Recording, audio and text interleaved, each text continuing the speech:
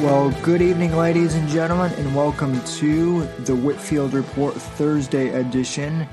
I am recording this here at NGC Studios on Wednesday evening, but this is the Thursday show. Welcome to the program.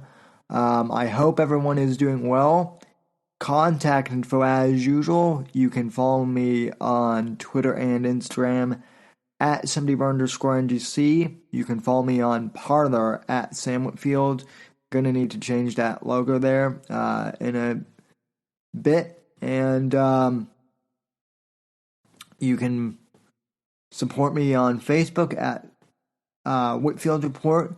TheSamWhitfield.com is my website. And of course, subscribe to the audio podcast on Apple Podcasts or wherever else you'd like to get your podcast at. And also, of course, you can support the show directly by going to anchor.fm/Whitfield Report and clicking on the support this podcast button, or you can go to streamlabs.com/The Whitfield Report. Folks, for those of you listening on audio, I'm doing a video version of the podcast as well, but it's still pre-recorded. Since it's Thursday, and, my schedule for Thursdays now is kind of, booked for, this semester, for the time being at least. At any rate, ladies and gentlemen, it's good to be back here. I missed Saturday's show. I actually kind of canceled it because it was Super Bowl weekend, and, there wasn't really anything, I guess, newsworthy other than the game that was going on. Obviously, we had some stuff with the, coronavirus, which I covered on, last week's Thursday show, but there was no Saturday show. At any rate, there's a lot of stuff I want to cover. Some of it will be out of order, and you'll get what I mean in just a bit. But real quick, before we begin the program, I just want to give another shout out to my close friend, Mr. Luke Nicholas, who is he's been one of my best friends for close to 20 years now. We go back really far, and I want to give him a shout out because he sent me this beautiful new microphone, the HyperX Quadcast, for my birthday, and it is absolutely amazing. I've been using the Samson Q2U for a while, which is pretty decent, and then I was using the Yeti for years, and the sound quality on that has kind of degraded over time a bit, but I'm really liking this new microphone, and I kind of had to tilt my laptop camera a bit so it's in the shot, but I'm loving it so far. Tested it at last night, and the audio from it seems to be pretty well. So, my camera's not exactly straight on, but let me know if you guys like this angle, or if I should change it to straight on. The bathrobe is not in the shot, but my closet kind of is, as is my bookshelf, and whatnot, along with the comic book collection there in the background, and my Eagle Scout statue in the background. At any rate, though, let's get on with the show. So I'm going to go out of order a bit tonight in terms of topics. I am going to talk a little bit about the Super Bowl and more specifically the halftime show, because there was some interesting stuff that went on there with that. But ladies and gentlemen, I have to jump ahead to some of more immediate topics that have come up this week. One of them I've tweeted a bit about yesterday and today, and I think for a lot of you guys who know me, you guys know what I'm going to talk about here for a bit. But ladies and gentlemen, I find it very interesting that this year in 2020, this will be my 12th year of podcasting total come March. And up until this year, I've never really been autobiographical with my story. I have been a little bit in some instances, but this year, really, for my birthday show, the Reflecting on 25 Years, that was the first truly autobiographical show that I've done. And, I know I said that would kind of be a one-time thing and that I wouldn't be talking a bit about myself that much on the show going forward, but, God, I guess, has other plans, for me in that respect, in a sense. And part of that has to do with the origins of the program. So just to, get it out there. Earlier this week on Monday, Rush Limbaugh announced on his radio program that he has stage 4 lung cancer. I actually have a clip of this that I'm going to queue up for you guys to watch, and it's heartbreaking. And then I will kind of explain why the reaction, what kind of my reaction to this was, because this one was gut-wrenching for me when I heard the news. Now, the video quality on this clip is not great. Rush Limbaugh's actual video stream is in HD quality usually, but this was like a YouTube copy. The audio is good, so those of you listening on the audio podcast, this won't really affect you, but the video is, it's like 480p or something lower, but anyway, you guys will get the idea. Anyway, clip number 1, Rush Limbaugh announces he has lung cancer. Let's roll the tape. This is from Monday's Rush Limbaugh program. Clip number 1, roll the tape.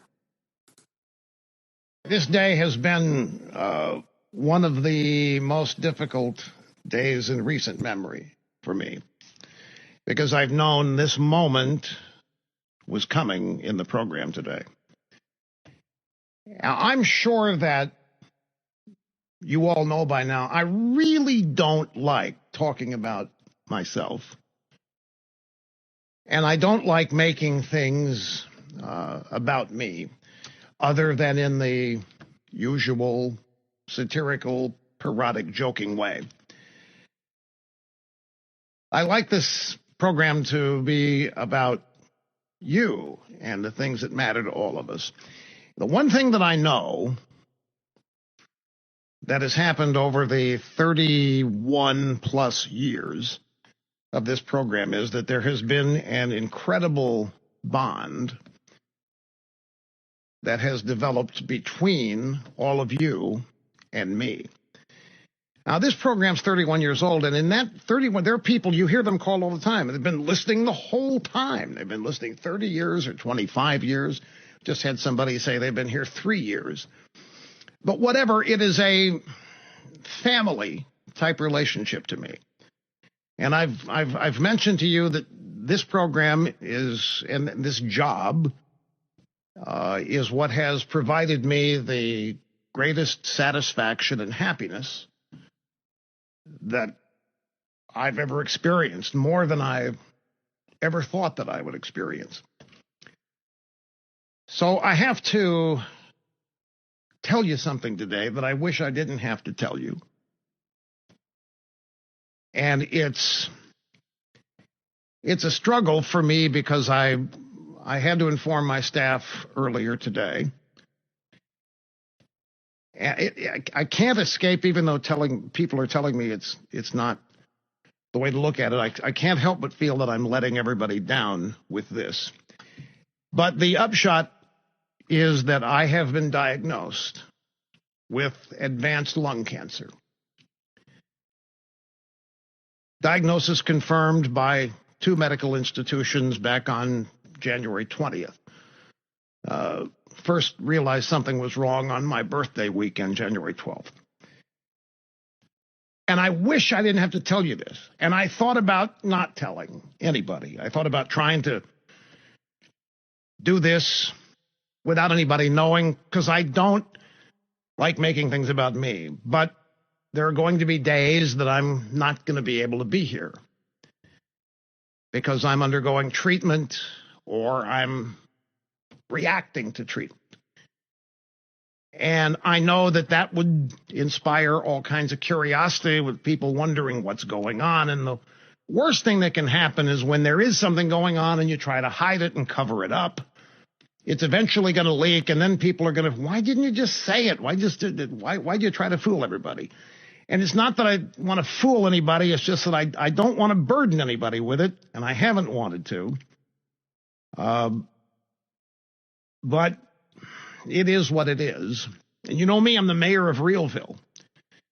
So this has happened, and my intention is to come here every day I can and to do this program as normally and as competently and as expertly as I do each and every day, because that is the source of my greatest satisfaction professionally. Personally, I've had so much support from family and friends during this that it's been tremendous. And I told the staff today that I have a deeply personal relationship with God that I do not proselytize about, but I do, and I have been working that relationship tremendously. So I just have to pause here, more or less for commentary's sake on the clip, fair use and all that jazz that YouTube requires me to do, even though I'm obviously here picture in picture.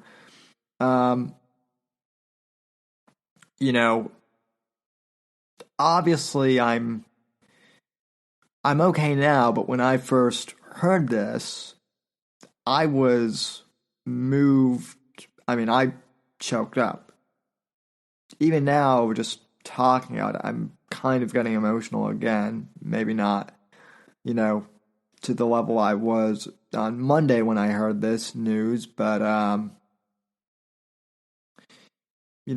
this is another, long-time listeners who've been with me for, probably like 3 years or more will know why this is such a big deal, for me.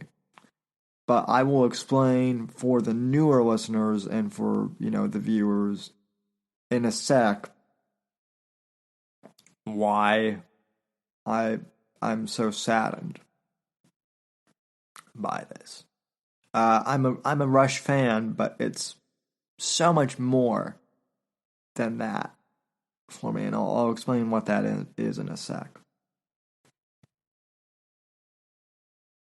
Which I do regularly anyway, but I've been focused on it intensely for the past couple of weeks. I know there are many of you in this audience who have experienced this, who are going through it yourselves at the same time. I am, at the moment, experiencing zero symptoms other than, I don't want to get too detailed in this, what led to shortness of breath that I thought might have been asthma or, I'm 69, could have been my heart. My heart's in great shape, ticking away fine, squeezing and pumping great. It was not that. It was a pulmonary problem involving malignancy. So I'm going to be gone the next couple of days as we figure out the treatment course of action and have further testing done. But as I said, I'm gonna be here as often as I can, and as is the case with everybody who finds themselves in this circumstance, you just want to push ahead and try to keep everything as normal as you can, which is something that I'm going to try to do. But felt that I had to tell you because that's the kind of relationship I feel like I have with those of you in this audience. And I say it every Christmas, which is when I feel more thankful than at Thanksgiving. And I feel thankful at Thanksgiving, but Christmas, it really gets to me. But over the years, a lot of people have been very nice, telling me how much this program has meant to them. But whatever that is, it pales in comparison to what you all have meant to me. And I can't describe this, but I know you're there every day. I can see you. It's strange but I know you're there. I know you're there in great numbers. And I know that you understand everything I say. The rest of the world may not when they hear it expressed a different way, but I know that you do. You've been one of the greatest sources of confidence that I've had in my life. So I hope I will be talking about this as little as necessary in the coming days. But we've got a great bunch of doctors, a great team assembled. We're at full speed ahead on this. And it's just now a matter of implementing what we are going to be told later this week. So I'll be back here. I hope to be back on Thursday. If not, it'll be as soon as I can. And know that every day I'm not here, I'll be thinking about you and missing you.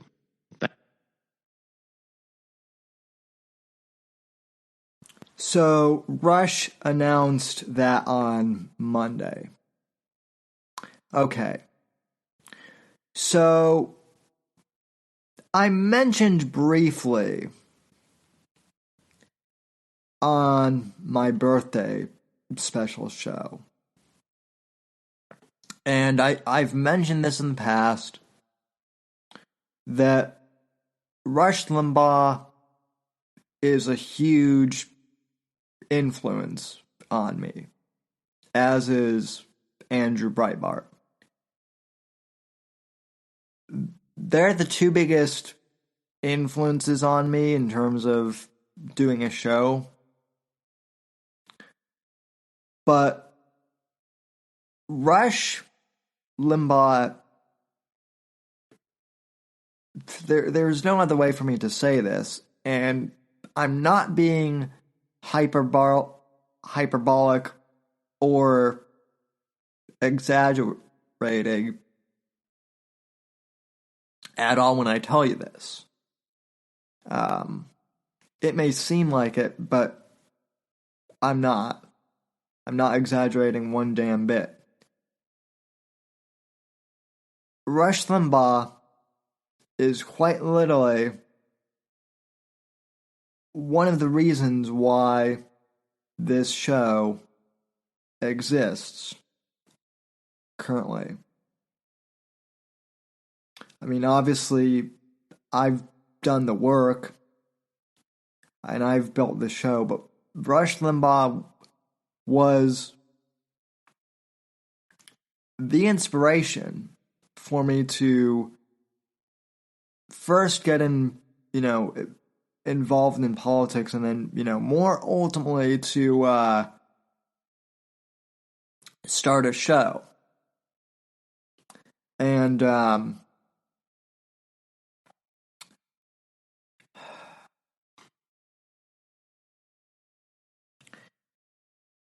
when I was about 10 or so, as I've explained before, I was always a political junkie growing up. History and current events were my two strongest subjects. I went over that a bit on the birthday special. So I'm not going to rehash that. You guys can go back if you need to and watch that stream or listen to the episode, either or.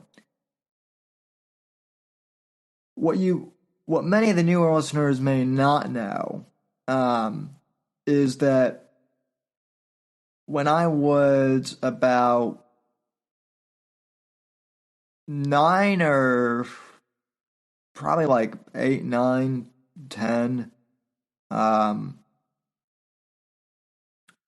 along, those lines, my parents were going through a really rough divorce, which I've mentioned before, and I don't want to go into that whole, mess, but that was what was going on in my life. But I tried my best, as any kid would have, to cope with that. And, kids cope with grief and trauma in like really, weird ways. In, some not so weird ways, I guess. When I was about 10 or so and all that was going on, my mother would pick me up from school and take me to various therapies throughout the week. And obviously she would drive a lot. Now, because of her job, too, at the time, she was commuting, to, and from work a lot. This was after my, parents officially got divorced. And, so she had the car radio on a lot. And she had the car radio on a lot during the weekends, too. And she was listening to music, but she was always a fan of talk radio, not just like conservative talk radio, but she would listen to NPR a lot too. So growing up in the car, more or less, going to different therapies, or going to Boy Scouts, or other activities I was involved in, or what have you, the radio would just be on. And I don't know exactly when I started like consciously listening to it, but I started like listening to the radio like constantly at one point, because she would tune into NPR a lot to hear what NPR was saying about stuff, and I think that like NPR would talk a lot about, current events and whatnot that I was talking about in school, and so I would tune it, I would listen to that, but to be honest, NPR like bored me as a kid because the voices were very monotone and very robotic and, very kind of swishy and dreamlike, like this, and a little bit snobby too. Very, very plain. And then I remember one day I think Mom had picked me up from like school early or something, because Rush's program is from 12 to 3 Eastern, But what some of you may not know is the Denver station, the Colorado station, actually would play like a replay of Rush's program from noon to 3, Denver time, Mountain Time. I don't know if they still do that, but I know like back in 04 and 05 when I tuned in, they did that. So, so mostly it would be noon to 3. I was in school, so I wouldn't hear, but every once in a while they would,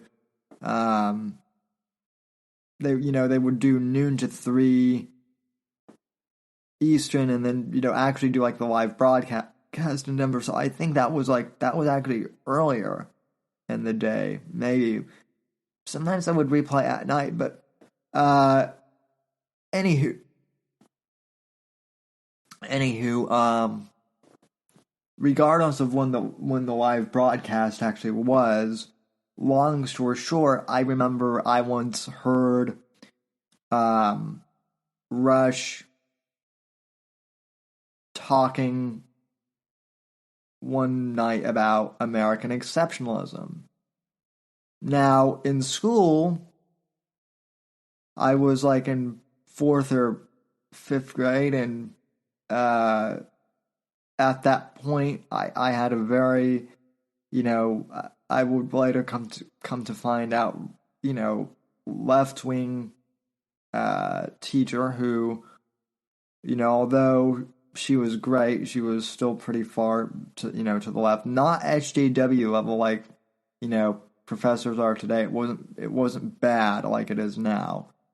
But she was very clearly, centered to the left, and I remember at the time she was starting to talk about, all the various, mistakes that America has made, and how, we're not that great of a country, and granted, America does have its flaws, but she never talked about like American exceptionalism. So I was never really like under the impression that America was a bad place, but I had at the same time, from what I can remember, like American exceptionalism, that whole idea was not in my lexicon yet. And then I heard Rush talk about American exceptionalism and Americana, and how America is one of the few places on earth where anyone can come from anything, and through grit and determination and through hard work, they can do whatever they want. And he was really energetic, and he was really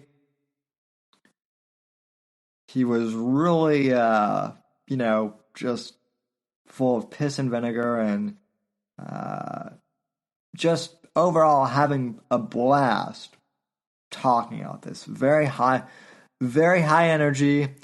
Rush has very high energy, folks. Not like low energy Jeb. Very high energy. Total energy. Very cool. But that high energy, like I remember hearing that. And I don't know exactly what clicked in me,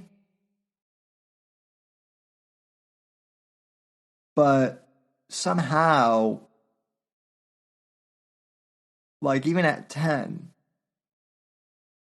I knew that I wanted to be in radio. I wanted to be in media. I wanted to be in broadcasting. I mean, here was a guy, he was talking about America and what he loved about it. And he was getting like paid money to do it, and people were, listening to what he had to say, and he was having a blast. And, I felt I had a lot to say, and so, like, I knew deep down, like, someday I want to do that. And that was kind of the, impetus way back when. So then fast forward to when I'm 13, 14 years old, and the podcasting format becomes a thing, although it was very unknown at the time. That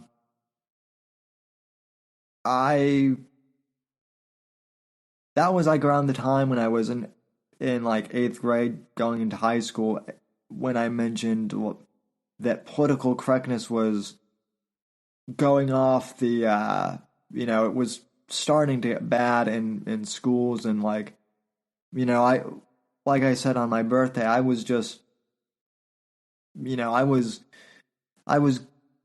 getting in trouble. My friends and I were getting in trouble from, making jokes, towards each other, and just being like, basically being like, rowdy, like, teenage boys. We were getting punished for that, and, told that we were like, bad, straight white males. And like, by that point, like, I had kind of figured out, that I was like more conservative-ish.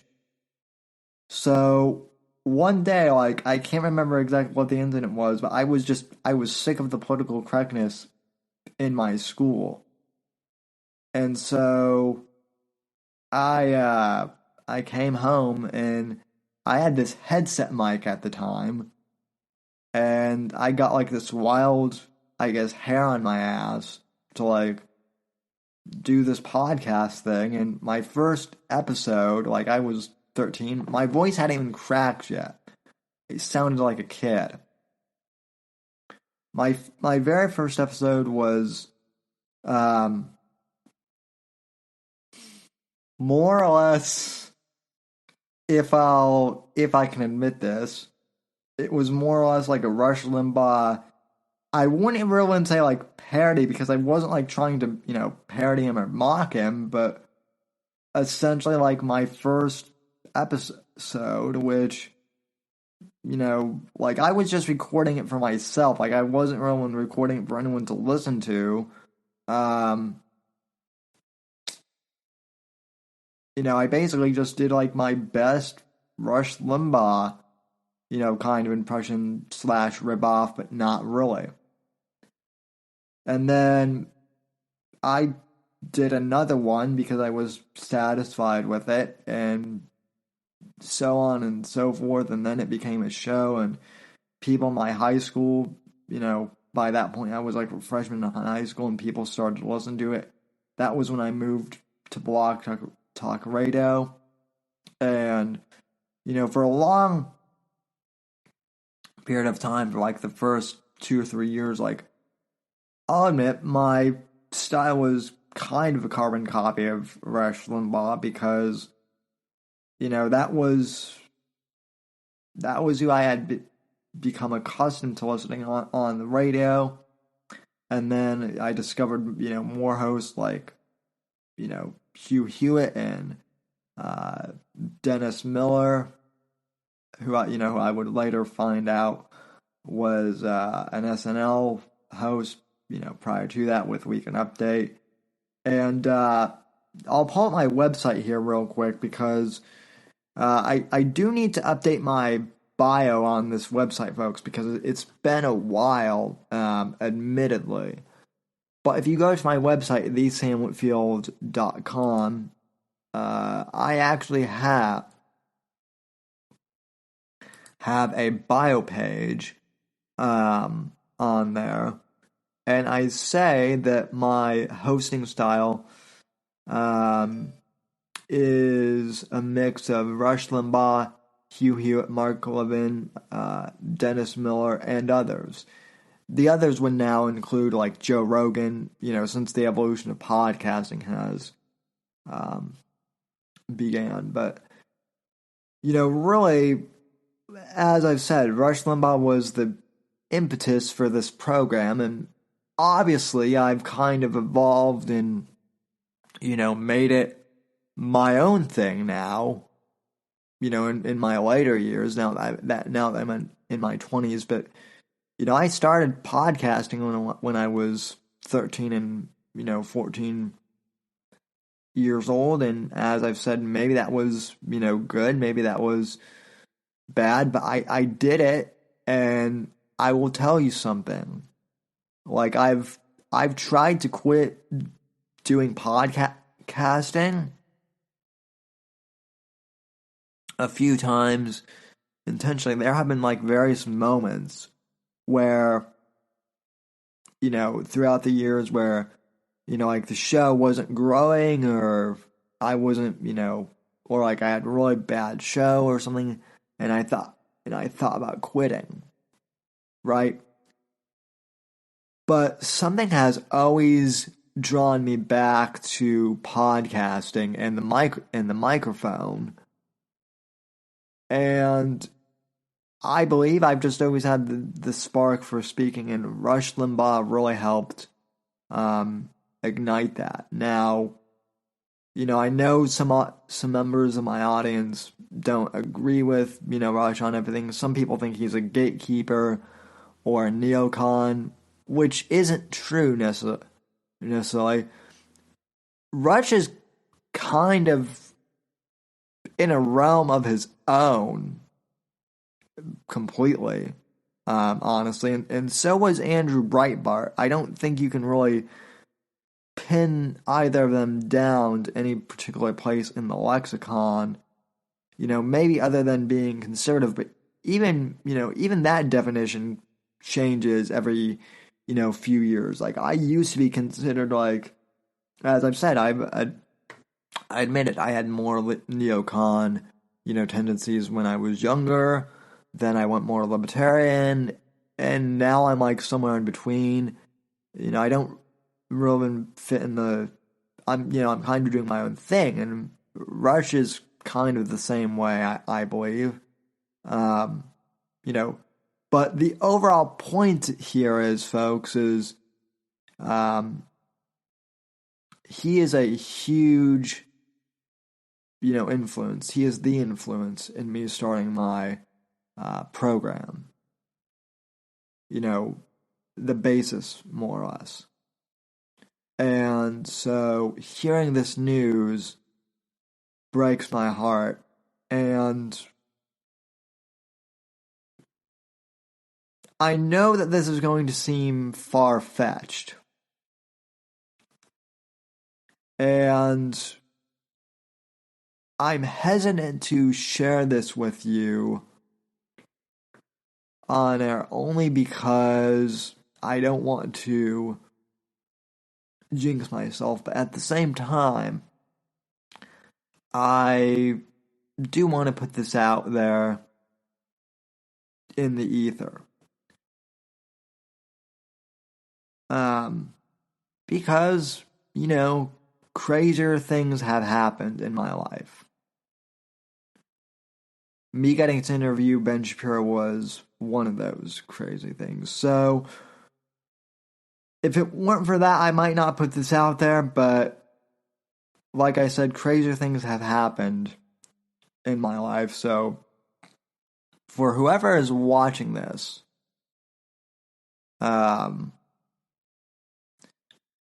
I do want to tell you that one of my dreams, people always have dreams of meeting like their favorite celebrities or favorite public figures.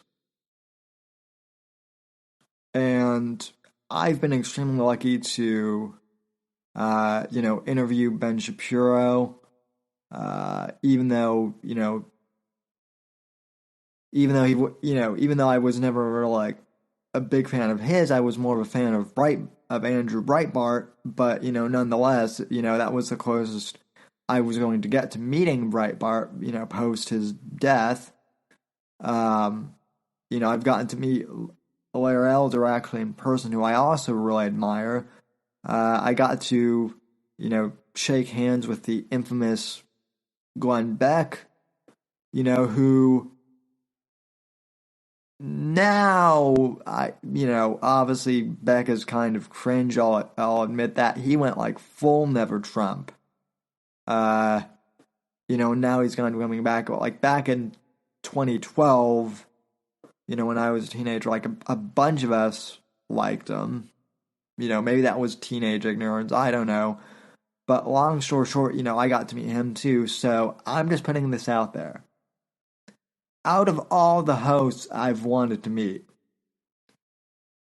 Rush is the one who I've always had a desire to meet with, or at least shake hands with, or even, like exchange emails with. And I've always wanted to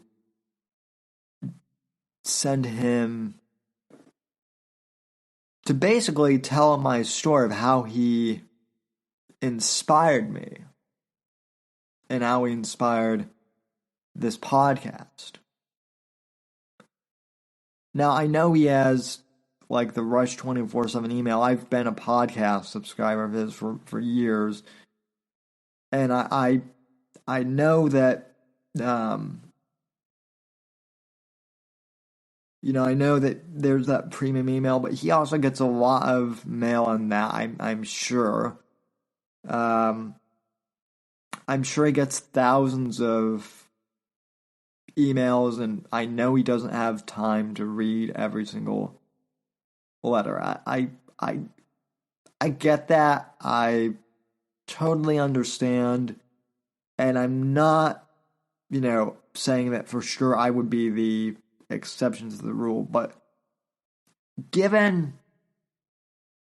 how much of an influence Rush is, given the fact what I just shared with you, deeply personal about how he is the impotence for this show, I never got the chance to properly thank Andrew Breitbart myself for the influence he had on me. By the time I fully realized how influential Andrew Breitbart was, he was already gone.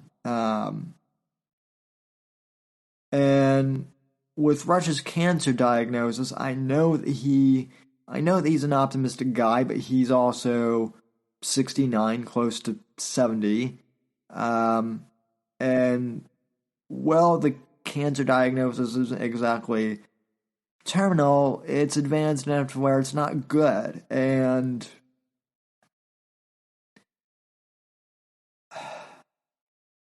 I don't know how else to say this. I would just like him to know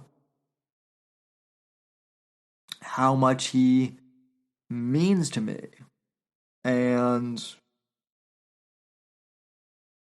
how much of a unique impact he made on me. Because I know that among broadcasters he's a huge influence, but even so, as a millennial, I realize that I kind of am somewhat an anomaly as far as his listenership goes. So, I don't know. I would just really love to,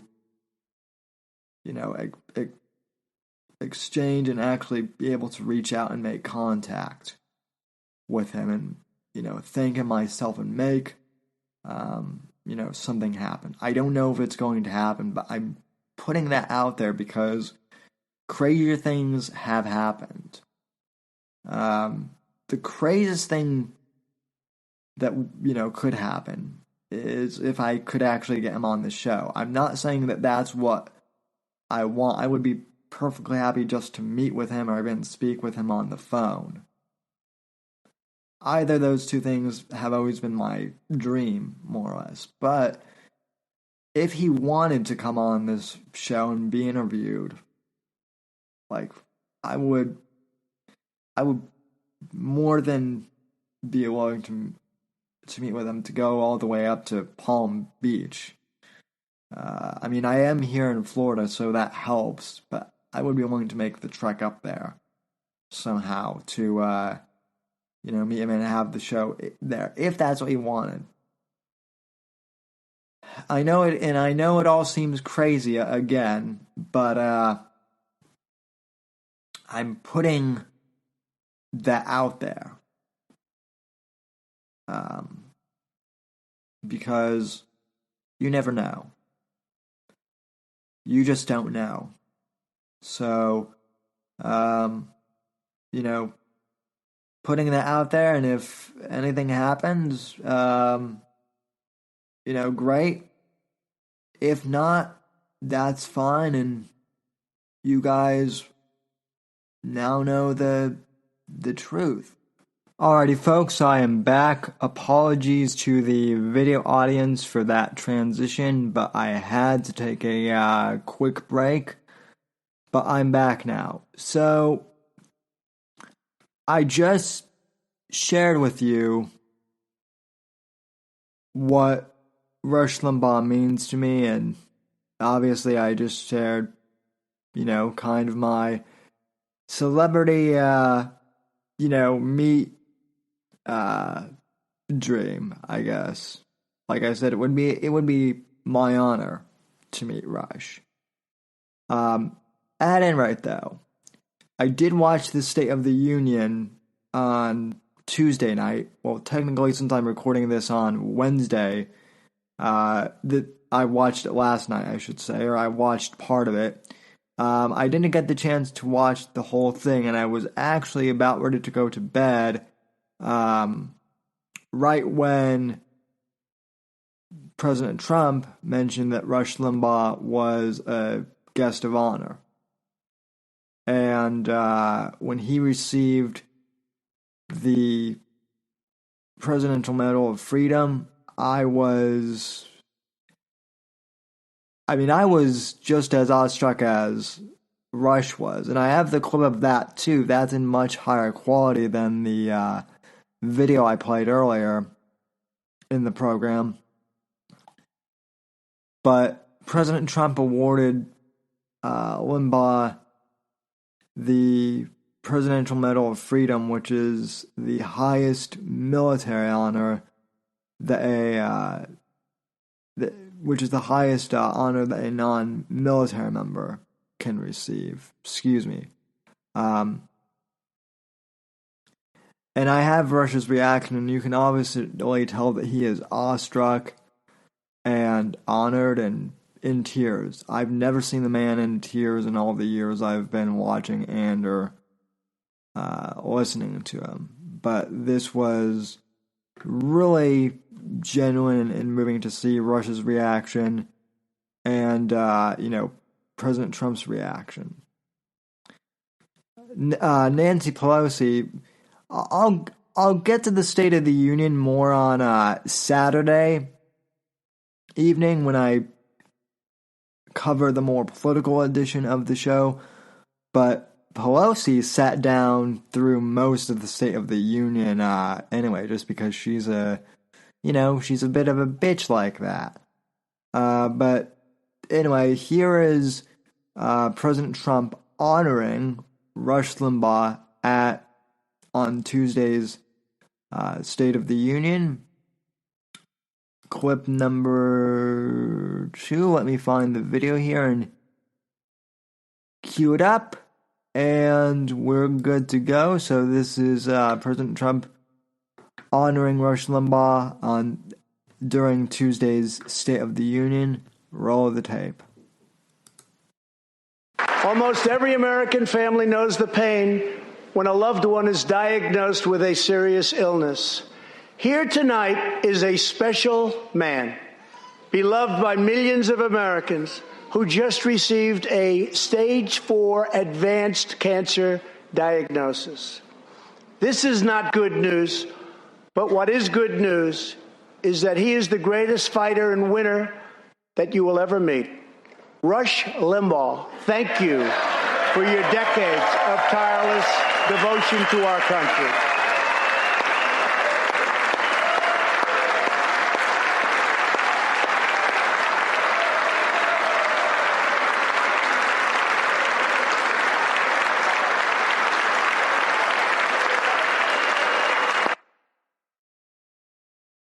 real quick, I kind of dig the fact that both he and Alex Jones are, rocking the bearded look now. I kind of like that, I've got to admit.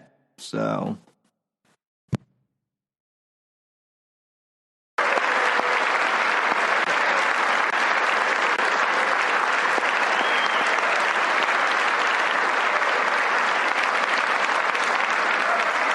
And Rush, in recognition of all that you have done for our nation, the millions of people a day that you speak to and that you inspire, and all of the incredible work that you have done for charity, I am proud to announce tonight that you will be receiving our country's highest civilian honor, the Presidential Medal of Freedom.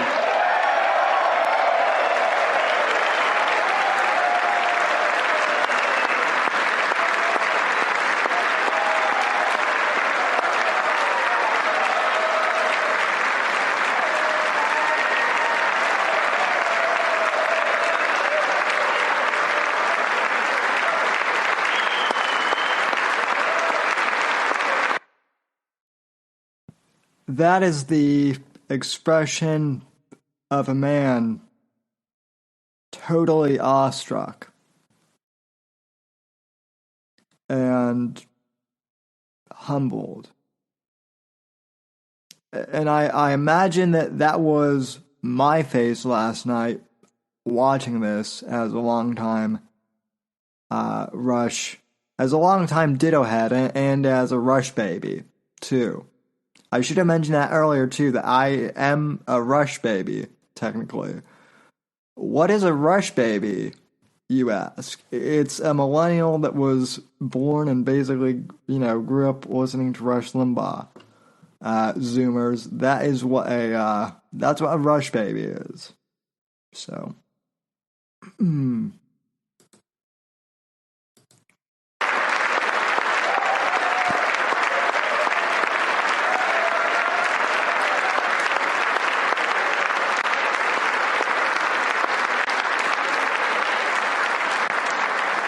I will now ask the First Lady of the United States to present you with the honor, please.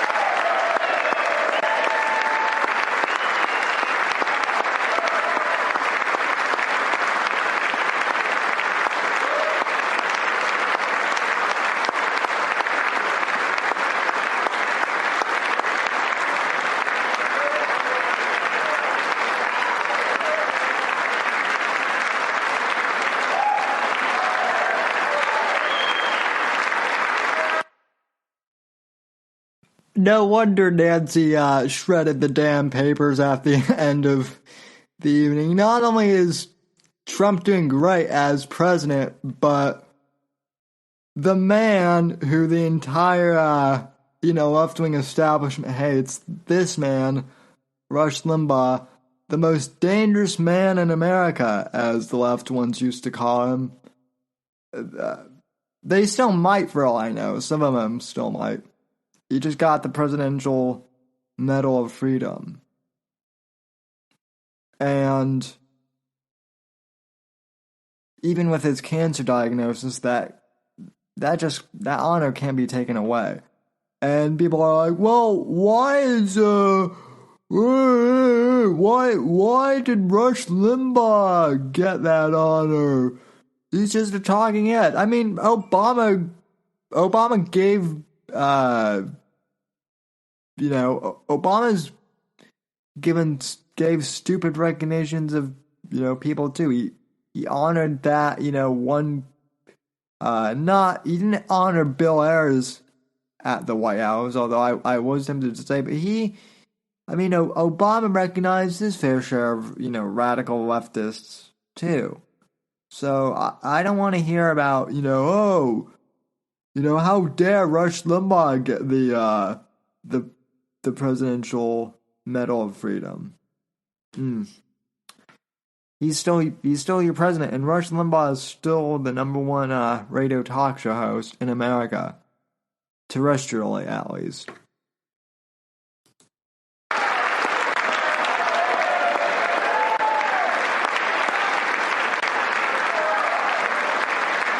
Rush and Catherine, congratulations.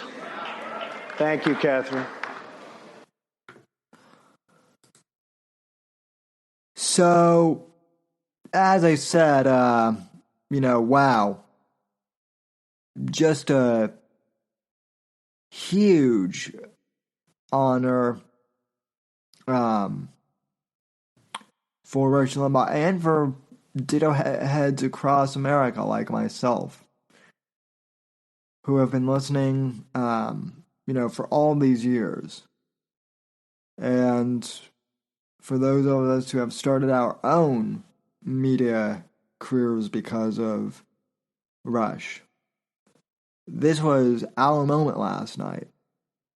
And I was honored to watch this. Now, I will be covering the State of the Union on Saturday in more depth, unless I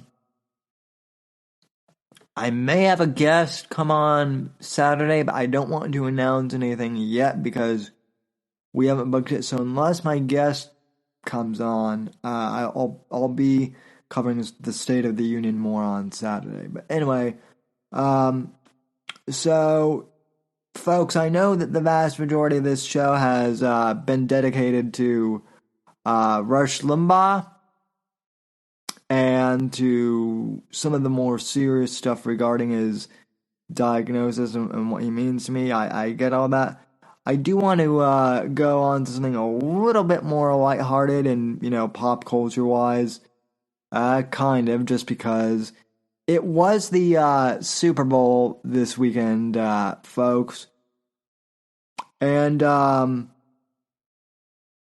neither of my favorite teams were in the Super Bowl, but I will say I did vote for the Kansas City Chiefs, even though they're not in my division. San Francisco is just such a liberal hellhole, and especially with like Colin Kaepernick being one of their players at some point, I just can't with them. So, the Kansas City Chiefs, I was kind of rooting for them. Even if San Francisco had won, though, I wouldn't have been upset. It was kind of like I went to the Super Bowl party in my neighborhood just to, have beers and socialize with my neighbors and just have fun. And some of you guys on Facebook, I know that you guys, some of you guys who follow me on Facebook, on my personal page, some of you guys know that I probably got a little bit schnockered on Sunday for the Super Bowl.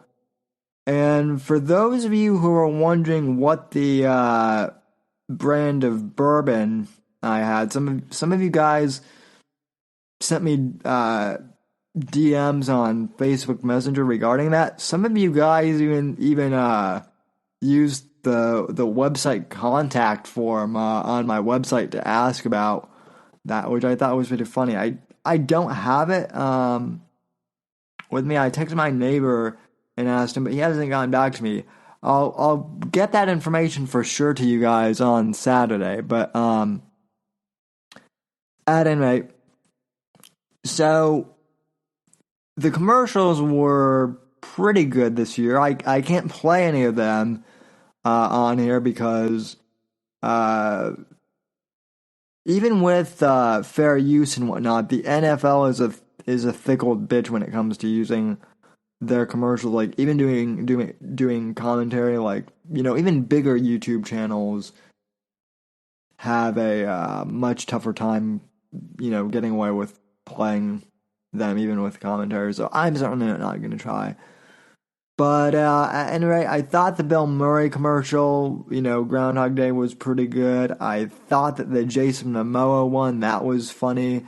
The Sam Elliott, Doritos dance off. I can't remember the other guy, but that was funny. Now, one thing that I have to address here, because I know that some of you guys have been waiting for the Thursday show for me to address this. Some of you guys think I'm crazy. But let me explain something, and this is regarding the Super Bowl halftime show, by the way. Let me just say that I have very mixed emotions on the Super Bowl halftime show. Okay? On the one hand, I'm not a fan of either J-Lo or Shakira musically.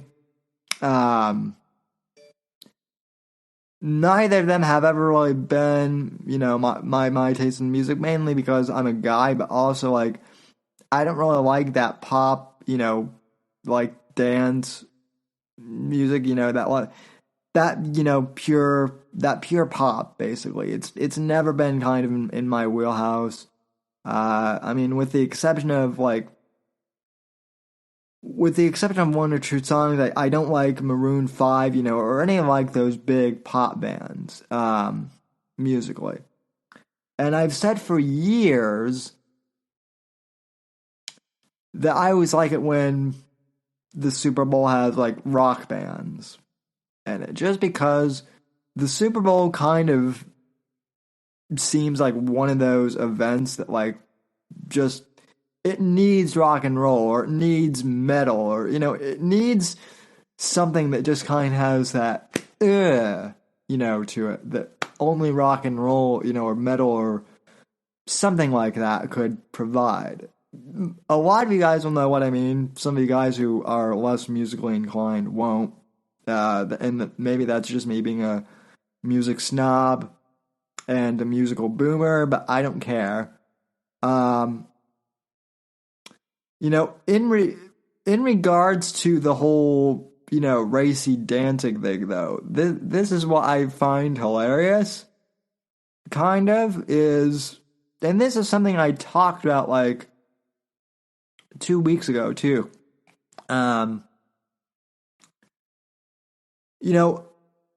Just regarding their performance, obviously I'm a guy, and I like attractive women. And I like sexy women. And I did not find anything wrong with that halftime show performance. In fact, a lot of the older guys in my neighborhood, I'm reserved compared to my neighbors. But a lot of my neighbors were disappointed that there wasn't more a wardrobe malfunction. So I have no problem with racy dancing, and it was kind of funny for me to see some of these conservatives pearl clutching on Twitter. Some whom I mostly agree with on other stuff, but this is one of those things like I talked about last week on the show, right? On last week's Thursday podcast, right? There are two kind of extremes, right? There's the there's the far left who just wants trannies and pure degeneracy. Not even so much trannies, but they want, kids being sexualized and, all that other stuff, actual degenerate, stuff. Right. And then there's kind of the conservative right that's kind of very prudish on that sort of thing. And they don't like the Super Bowl halftime, performance because they thought it was too sexual. The left was complaining that it was too sexual, but they thought it was because it was misogynistic or whatever. And here I am, and here are the vast majority of, men in America thinking, finally, we get what we want. And by the way, a lot of the complaints on Twitter, I hate to say it, were from women who were complaining about the Super Bowl halftime performance. Yet last year, I didn't hear one of you women complaining about Adam Levine. I think that's the guy from Maroon 5. I didn't hear one of you ladies complaining about when he took his shirt off, and pranced around, shirtless on stage with his six-pack. And none of the guys were complaining about it either. We were all kind of looking around at last year's Super Party all right, who's the gay guy in here? It's time to find out now. But, it didn't bother. So, just kind of again, the morality fagging from both sides of the, aisle regarding the Super Bowl halftime show was very, interesting to say the least. But, overall, I thought it was a great game. Like I said, not my, taste in music for the Super Bowl halftime show, but it was a very interesting performance, I will say that. My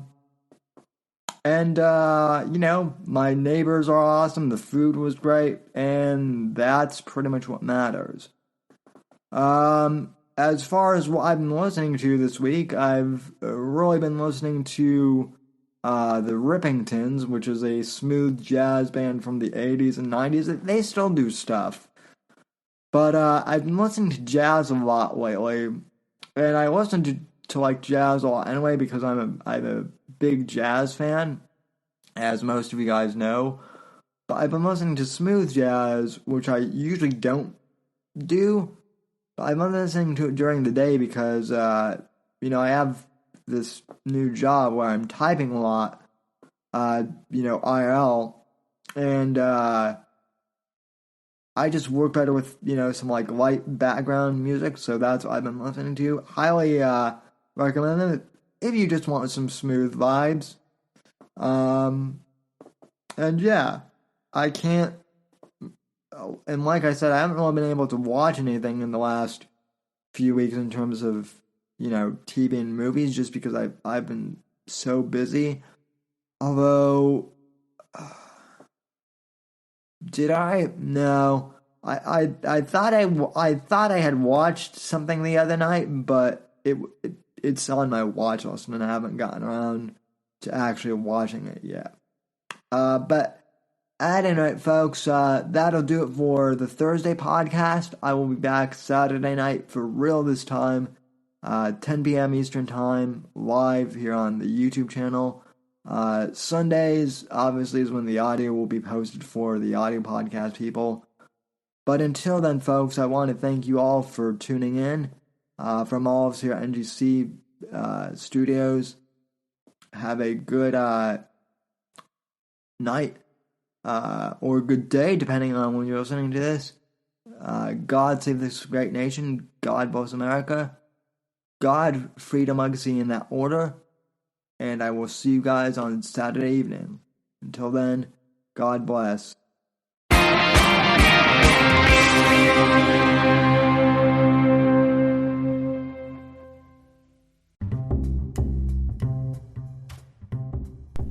Hey there, folks. If you've made it this far to the end of the podcast, I'd like to thank you very much for listening to the show.